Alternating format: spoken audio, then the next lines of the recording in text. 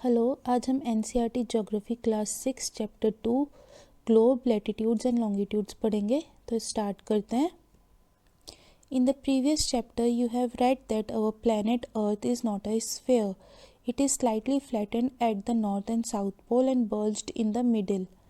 Can you imagine how it looks? You may look at the globe carefully in your classroom to get an idea. हमने chapter 1 में देखा था कि अर्थ की shape जो है वो स्फेयर नहीं होती है, उसको हम क्या बोलते हैं? उसको हम जियोइड बोलते हैं, जो कि पोल्स से, नॉर्थ पोल और साउथ पोल से थोड़ा सा फ्लैट होता है और मिडिल से बल्ज्ड होता है। अगर आपकी क्लास में ग्लोब है तो आप उसमें इसको केयरफुली देखना। Globe is a true model of the अर्थ और globe is a miniature form of the earth. Okay, globe may be of varying size and type, big one which cannot be carried easily, small pocket globes and globe like balloons which can be inflated and are handy and carried with ease. globe जो है वो different size और type के होते हैं, बड़े छोटे, और जो हम इजीली इधर उधर कैरी कर सकते हैं, वैसे globe. Globe is not fixed, it can be rotated in the same way as the topspin or potter wheel is rotated. And on the globe, countries, continent and oceans are shown in their correct size. Globe पे जो है countries, continents, ocean जो है वो उनके correct size में shown होते हैं। It is difficult to describe the location of the point on the sphere like Earth. Now the question arises as to how to locate a place on it. We need certain points of reference and lines to find out the location of a place. जो हमारी अर्थ है, इस पे हम कोई position कैसे locate करेंगे?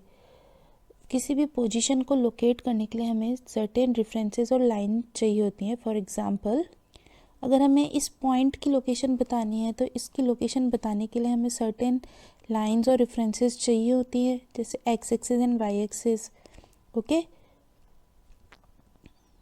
तो ऐसे ही इस अर्थ पे हमें किसी भी लोकेशन को पॉइंट आउट करने के लिए हमको सर्टेन रेफरेंसेस और लाइंस चाहिए होती हैं। You will notice that a needle is fix through the globe in a tilted manner which is called its axis. अब देखो, ये एक लाइन है जो एक टिल्टेड मैनर में फिक्स हो रखी है, इसको हम एक्सिस बोलते हैं। 2 points on the globe through which the needle passes are 2 poles, north pole and south pole. और जहाँ से ये नीडल पास हो रही होती है, ये पोल्स हैं हमारे, तो हमारे पोल्स में से ये एक्सिस जो पास होती है नॉर्थ पोल और साउथ पोल में से। The globe can be moved around this needle from west to east just as the earth move। और जो ग्लोब जो है इस नीडल के around west to east move करता है, सिमिलरली जैसे हमारी अर्थ अपनी एक्सिस पे वेस्ट टू ईस्ट मूव करती है। But remember, there is a major difference. The real earth has no such needle, it moves around its axis which is an imaginary line. और जो ग्लोब होता है इसमें तो ये विजिबल है axis, but in reality in earth there is not such axis, it's just an imaginary line. ये एक इमेजिनरी लाइन होती है जिसपे हमारी earth west to east move करती है। So what is an axis? An axis of earth is an imaginary line which joins north pole to south pole and earth move on its axis from west to east. Another imaginary line running on the globe divides it into 2 equal parts. This line is known as equator. The north half of the earth is known as northern hemisphere and the south half is known as southern hemisphere. They are both equal halves. Now look, एक और imaginary line जो अर्थ को 2 equal part में divide करती है उसको हम इक्वेटर बोलते हैं। This is equator. जो नॉर्थ में हमारा पार्ट होता है उसे हम नॉर्दर्न हेमिस्फीयर बोलते हैं, जो साउथ का पार्ट होता है उसे हम सदर्न हेमिस्फीयर बोलते हैं। Therefore, the equator is an imaginary line and is very important reference point to locate place on the earth. So, equator जो है imaginary line है और ये बहुत इंपॉर्टेंट है किसी भी प्लेस को लोकेट करने के लिए अर्थ पे। जैसे कोई भी पॉइंट है वो या तो इक्वेटर पे होगा, या तो इक्वेटर के नॉर्थ में होगा, या इक्वेटर के साउथ में होगा। All the parallel circles from the equator up to the poles are parallels of latitude. Latitude are measure in degrees. और जो इक्वेटर की जो पैरेलल लाइंस होती हैं इनको हम बोलते हैं पैरेलल ऑफ लैटिट्यूड्स, और ये डिग्रीज में मेजर होती हैं। The equator represent the 0 degree latitude, और इक्वेटर की वैल्यू क्या होती है 0 degree. Since the distance from the equator to either poles is 1/4 of the circle round the earth, it will measured 1/4 of the 360 degree, that is 90 degree. अब जो equator का distance है पोल से वो एक सर्कल के 1/4 के इक्वल होता है। दैट्स वाई इसकी वैल्यू, जो पोल की वैल्यू होती है वो 90 डिग्री होती है। या तो हम ये भी बोल सकते हैं कि जो एज अ इक्वेटर का अगर हम बेस कंसीडर करके सेंटर ऑफ अर्थ से नॉर्थ पोल का एंगल निकालते हैं, जो north pole center of earth पे एंगल बनाता है वो हमारा 90 डिग्री का एंगल बनाता है, इसलिए इसकी वैल्यू 90 डिग्री होती है। Thus 90 degree latitude marks the North Pole and 90 degree south latitude mark the South Pole. As such, all parallel north of the equator are called north latitudes. Similarly, all parallel south of the equator are called south latitudes. सो जो equator के north में है वो हमारे north latitude होते हैं, और जो इक्वेटर के साउथ में होते हैं वो उनको हम साउथ लैटिट्यूड बोलते हैं, और इनको हम रिप्रेजेंट इनके शॉर्ट फॉर्म से करते हैं। Like this line is 20 degree N and this line is 20 degree S.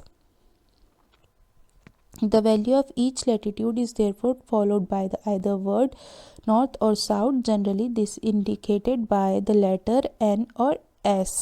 For example, both Chandrapur in Maharashtra and Belo Horizonte in Brazil, South America, are located on parallel of 20 degree latitude, but the former is 20 degree north of the equator and the latter is 20 degree south of it. Therefore, we can say that Chandrapur is situated at 20 degree north latitude and Belo Horizonte is situated at 20 degree south latitude. तो suppose करो अब एक जगह है महाराष्ट्र में चंद्रपुर, वो 20 degree पे है, और एक जगह है ब्राज़ील में बेलो हॉरिजॉन्टे, दोनों 20 डिग्री पे है, बट एक जो है 20 डिग्री नॉर्थ पे है और दूसरा जो है 20 डिग्री साउथ पे है। Okay, We see in the figure 2.2 that as we move away from the equator, the size of the parallel of latitude decreases. अब यहाँ देखिए, जो इक्वेटर से अगर हम पोल्स की तरफ जाते हैं तो इनका साइज़ जो है वो डिक्रीज़ होता जाता है, लैटिट्यूड का साइज़ डिक्रीज होता जाता है पोल्स तक। ये जो है लैटिट्यूड एक दूसरे के पैरेलल होती हैं बट ये इक्वल नहीं होती हैं, और इनका साइज़ जब हम पोल की तरफ जाते हैं वो डिक्रीज होता जाता है। Beside the equator 0 degree, the North Pole 90 degree and the South Pole 90 degree south, there are 4 important parallel of latitudes. Tropic of Cancer 23.5 degree north.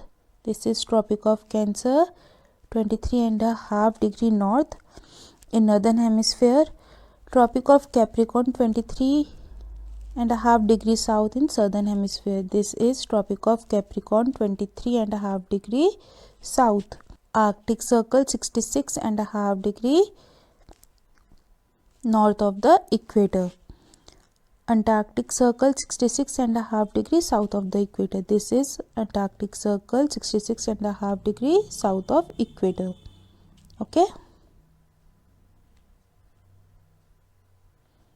Now heat zone of the earth. The midday sun is exactly overhead at least once a year on all latitudes in between the Tropic of Cancer and the Tropic of Capricorn. This area therefore receives the maximum heat and is called the torrid zone. Look, the area between Tropic of Cancer and Tropic of Capricorn जो है, इस पे जो है जितनी भी latitudes हैं इसमें साल में सन जो है वो एक ना एक बार जितनी भी लैटिट्यूड्स हैं उनके ऊपर ओवरहेड ज़रूर शाइन करता है, और जो ये एरिया है ये मैक्सिमम हीट रिसीव करता है। इसीलिए इसको हम टॉरिड जोन बोलते हैं। Next is the mid day sun never shines overhead on any latitude beyond the Tropic of Cancer and Tropic of Capricorn. The angle of sun rays goes on decreasing toward poles. Okay, जो सन का angle है वो poles की तरफ जाते हुए decrease करता है. As such, the areas bounded by the Tropic of Cancer and Arctic Circle in the northern hemisphere and Tropic of Capricorn and Antarctic Circle in southern hemisphere have moderate temperature. These are therefore called temperate zone. Now look, जो ये area है tropic of cancer और Arctic circle के बीच का और tropic of Capricorn और Antarctic circle के बीच का, इनके ऊपर सन जो है कभी भी ओवरहेड शाइन नहीं करता है. और यहाँ से जो जैसे जैसे हम पोल्स की तरफ जाते हैं सन रेज का एंगल जो है वो स्लांट होता जाता है, उनकी इंटेंसिटी जो है वो कम होती जाती है. इसीलिए जो ये वाला एरिया है दैट इज़ इन पिंक, ये जो है कंपैरेटिवली इस एरिया के टॉरिड जोन के कम हीट रिसीव करता है. यहाँ का टेम्परेचर मॉडरेट होता है और इस रीजन को हम टेम्परेट जोन बोलते हैं. This is north temperate zone and this is south temperate zone. Okay,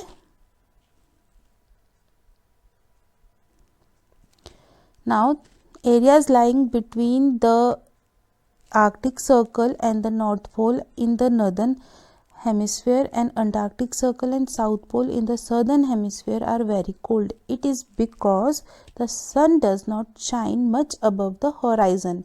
Therefore, its rays are always slanting and provide less heat.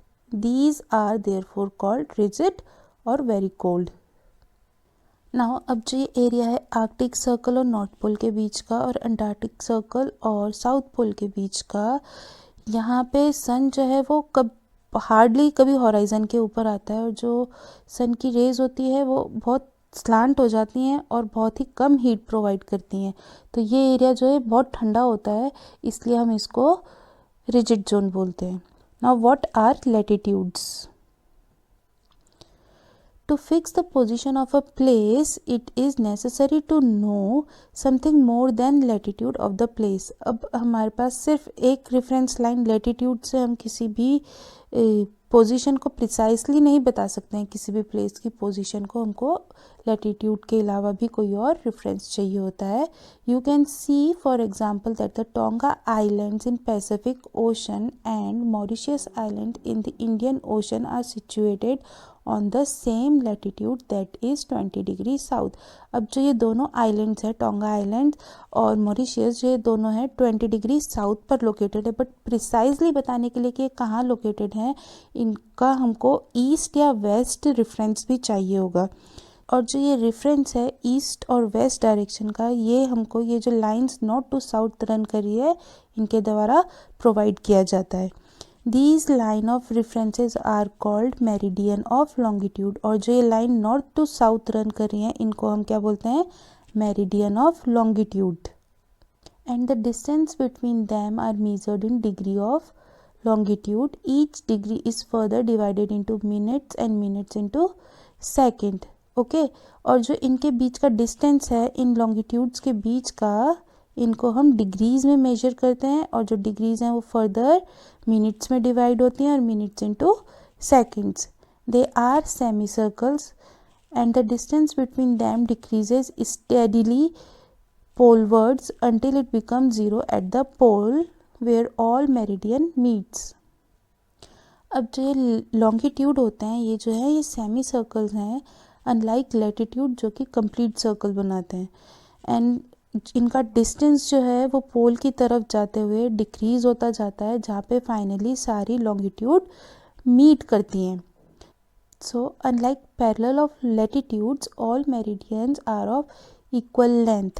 तो जो ये लॉन्गिट्यूड्स होती हैं ये इक्वल होती हैं लेंथ में, अनलाइक लैटिट्यूड जो कि पोल्स की तरफ जाते हुए उनकी लेंथ डिक्रीज होती जाती है. बट ये जो है पैरेलल नहीं होती हैं, ये पोल्स पे आकर मिलती हैं. ओके, इनका पोल्स की तरफ जाते हुए इनका डिस्टेंस कम होता जाता है. It was difficult to number the meridians. Hence, all countries decided that the count should begin from the meridian which passed through Greenwich, where the British Royal Observatory is located. This meridian is called prime meridian and its value is 0 degree longitude. अब जो ये longitudes है इनका जो numbering करना है काफ़ी difficult था, इसीलिए सारी कंट्रीज़ ने डिसाइड किया कि जो ग्रीनविच में ब्रिटिश रॉयल ऑब्जर्वेटरी से जो लॉन्गिट्यूड पास हो रही है उसको हम 0 डिग्री वैल्यू देंगे और उसको हम प्राइम मेरिडियन बोलेंगे, और from it we count 180 degree eastward as well as 180 degree westward, और इस प्राइम मेरिडियन से हम 180 डिग्री ईस्टवर्ड और 180 डिग्री वेस्टवर्ड लॉन्गिट्यूड मेजर करेंगे. The prime meridian and 180 degree meridian divides the earth into 2 equal halves. और जो ये prime meridian है और इसके जो एग्जैक्टली अपोजिट है इस साइड, वो 180 डिग्री मेरिडियन जो है अर्थ को 2 इक्वल पार्ट में डिवाइड करती है, eastern hemisphere and western hemisphere. Therefore, the longitude of the place is followed by letter E and the letter W for the west. It is however interesting to note that 180 degree east and 180 degree west meridian are on the same line.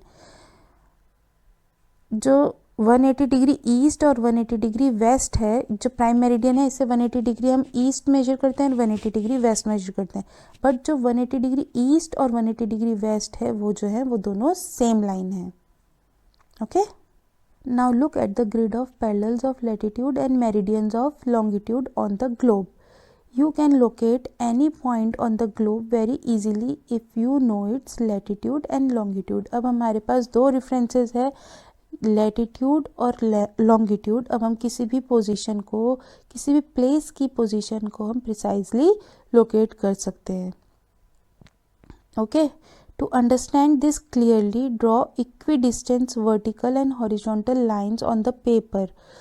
Label the vertical rows and number and horizontal with letters. Draw some small circle randomly on the point where these horizontal and vertical line intersect each other. Name these small circles as A, B, C, D and E. Let the vertical line represent east longitude and horizontal line north latitude. और जो ये जो vertical line है ये जो है हमारी east longitudes हैं, और जो ये हॉरिजॉन्टल लाइन है उनको हम नॉर्थ लैटिट्यूड कंसिडर कर लेते हैं. तो जो ये पॉइंट ए है इसकी वैल्यू क्या होगी, सिंस ये देखो ये बी लैटिट्यूड पे है तो ये बी एन, और इसका लॉन्गिट्यूड क्या है 1 ईस्ट, तो इसकी वैल्यू होगी बी एन 1 ईस्ट. सिमिलरली जो है हमारा पी पॉइंट है इसकी वैल्यू हो जाएगी डी एन 1 ईस्ट, सी की हो जाएगी सी एन 3 ईस्ट, डी की हो जाएगी हमारी ई एन एंड 3 ईस्ट, और जो ई पॉइंट है इसकी वैल्यू क्या होगी हमारी B N and 4 east. Next, longitude and time. The best means of measuring time is by the movement of the earth, the moon and the planets. The sun regularly rises and sets every day, and naturally it is the best timekeeper throughout the world.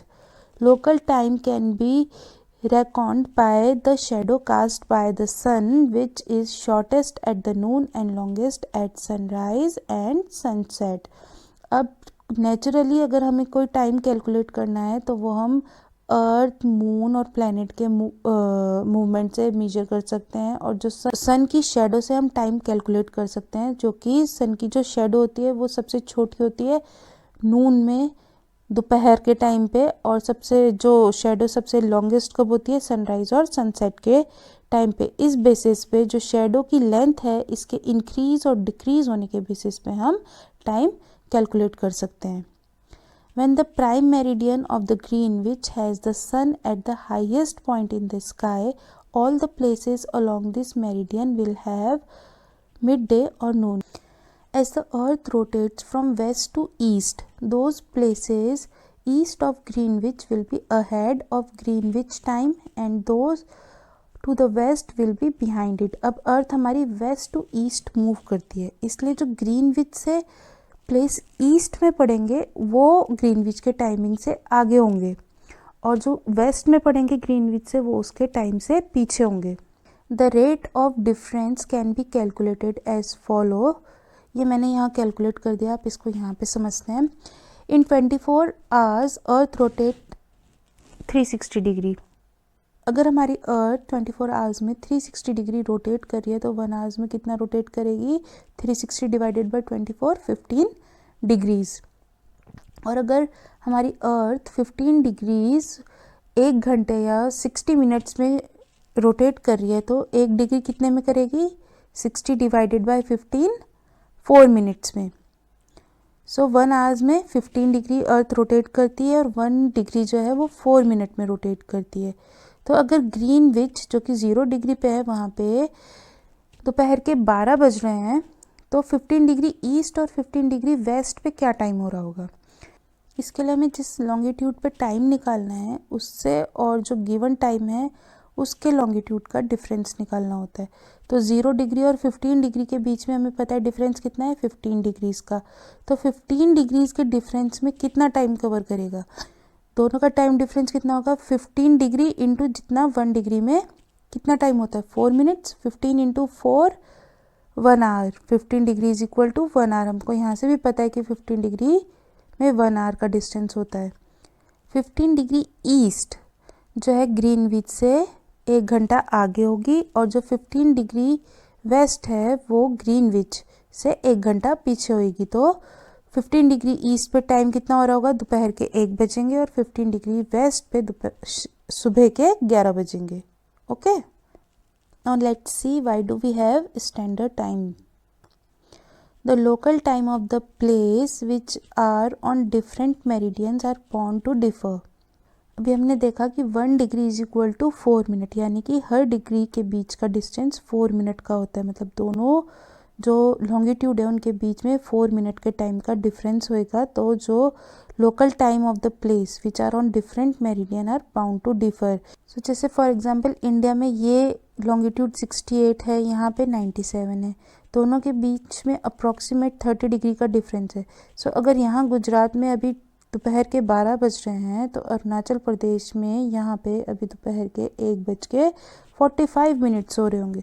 तो यहाँ पे time difference हो गया। अब suppose करो कोई train यहाँ से चल के यहाँ आ रही है तो उसका हम चार्ट कैसे प्रिपेयर करेंगे? इसके टाइम में जो चार्ट बनेगा और इसके टाइम पे जो चार्ट बनेगा दोनों बहुत डिफरेंस हो जाएगा। इसलिए अगर हम प्राइम मेरिडियन के अकॉर्डिंग, जो मेरिडियन के अकॉर्डिंग टाइम जोन बने हैं उसके हिसाब से टाइम कैलकुलेट करेंगे तो हर चीज़ में काफ़ी कन्फ्यूजन हो जाएगा। इसके लिए हर कंट्री ने अपना एक पर्टिकुलर या लोकल टाइम जोन कंसिडर किया है। जैसे इंडिया ने IST कंसिडर किया है। IST is Indian standard time. Okay, in India longitude 82.5 degree east is treated as the standard meridian. और जो इंडिया का 82.5 डिग्री है इसको हम स्टैंडर्ड मेरिडियन कंसिडर करते हैं और इसी के बेसिस पे जो टाइम कैलकुलेट करते हैं वो पूरी इंडिया में सेम होता है। वही हमारी पूरी इंडिया का स्टैंडर्ड टाइम है and it is known as Indian standard time. Kabir live in a small town near Bhopal. He tell his friend Alok that they will not able to sleep tonight. A day and night cricket match between India and England has started at 2 p.m. in London. This means that the match would begin at 7:30 p.m. in India and finish well into the night. Do you know what is the time difference between India and England? Kabir ने, जो कि भोपाल के एक छोटे से गांव में रहता है, अपने फ्रेंड आलोक को बोला कि आज वो लोग नहीं सो पाएंगे क्योंकि उनको इंडिया और इंग्लैंड के बीच का day and night cricket match देखना है जो कि लंदन के टाइमिंग के अकॉर्डिंग 2 p.m. पे स्टार्ट होएगा, बट इंडियन टाइम पे वो 7:30 p.m. पे स्टार्ट होएगा। तो आप क्या इंडिया और इंग्लैंड के बीच का टाइम डिफरेंस बता सकते हैं? India is located east of the Greenwich at 82 degree and 30 minute east is 5 hours and 30 minutes ahead of the GMT. So it will be 7:30 p.m. in India when it is 2 p.m. noon in London. So जो India है वो Greenwich के east में है तो वो Greenwich के timing से आगे चल रही है कितना आगे चल रही है, 5 hours and 30 minutes। तो अगर इंडिया में 7:30 PM हो रहा है, अभी शाम के 7:30 बज रहे हैं, तो लंदन में अभी दोपहर के 2 बज रहे होंगे। Some countries have great longitudinal extent and so they have adopted more than one standard time.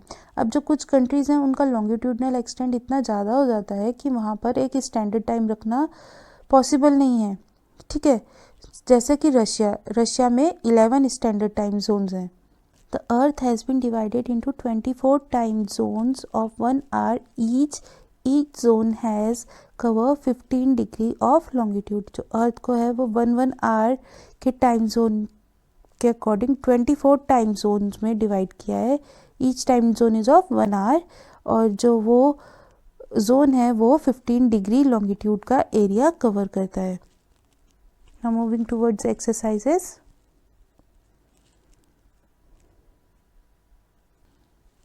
First is, what is the true shape of the earth? The earth is not a perfect sphere. It is slightly flattened at the north and the south pole and bulge in the middle. What is a globe? A globe is a miniature form of the earth. What is the longitudinal value of the Tropic of Cancer? The longitudinal value of Tropic of Cancer is 23.5 degree north. What are the 3 heat zone of the earth? The 3 heat zone of the earth are torrid zone, temperate zone and rigid zone. What are the parallel of latitudes and meridian of longitude? All the parallel circles from the equator up to the poles are called parallel of latitudes. The line of reference running from the north pole to south pole are called meridian of longitude. Why does the torrid zone receive maximum amount of the heat? The torrid zone receives the maximum amount of heat because it present between the Tropic of Cancer and Tropic of Capricorn, and the sun is exactly over the head once a year on all latitude between these tropics. Why is it 5:30 PM in India and 12 noon in London? India is located east of the Greenwich at 82.5 degree east, and it is 5:30 hours ahead of GMT. So it will be 5:30 PM in India when it is 12 noon in London. The value of the prime meridian is 0 degree. The rigid zone lies near the poles. The total number of longitudes are 360. The Antarctic Circle is located in Antarctic Circle in southern hemisphere. Grid is the network of parallel of latitude and meridian of longitude. Now fill in the blanks. The Tropic of Capricorn is located at 23.5 degree south. The standard meridian of India is 82.5 degree east. The zero meridian is called as prime meridian. The distance between longitude decreases towards the poles. The Arctic Circle is located in the northern hemisphere. So that's the end of the chapter 2. Thanks for watching.